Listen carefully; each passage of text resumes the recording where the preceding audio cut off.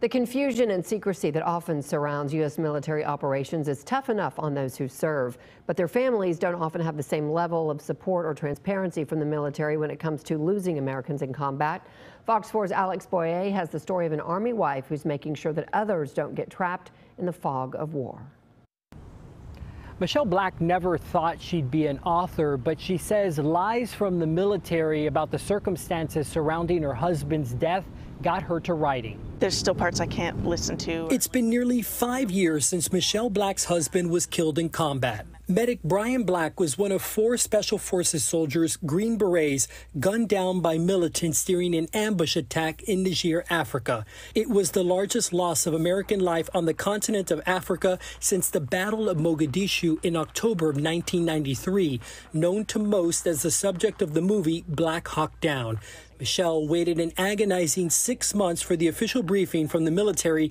The outcome of the investigation by AFRICOM is not what she expected. I would have officials telling me that my husband and his team went rogue and acted like a bunch of cowboys wanting to chase down a terrorist, because he had already told me they didn't like the mission, they didn't want to go on it. In fact, the last time she spoke to her husband, Michelle said Black told her higher-ups were telling the men to push forward towards the Niger-Mali border, despite the team expressing concerns over the exposed territory being extremely dangerous.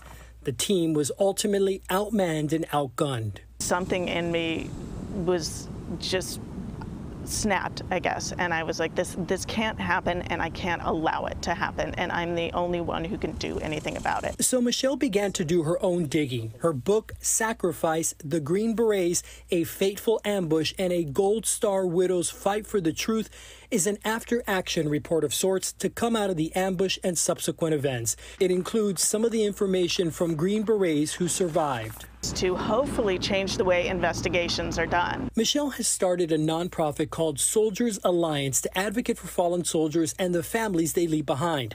Her #1 goal is to work on solutions to bring transparency to military investigations by potential policy changes. In our case, Africa Command investigated themselves, and so of course no fault was found. And Michelle will be in Arlington tomorrow. She's hosting a meet and greet, and she's really hoping to meet with other veterans and people who are interested in learning more about her husband's story. You can find her at the Celebrity Softball Classic. That'll be at 5 p.m. at the concourse level of Globe Life Field. Reporting in Arlington, Alex Boyer, Fox 4 News.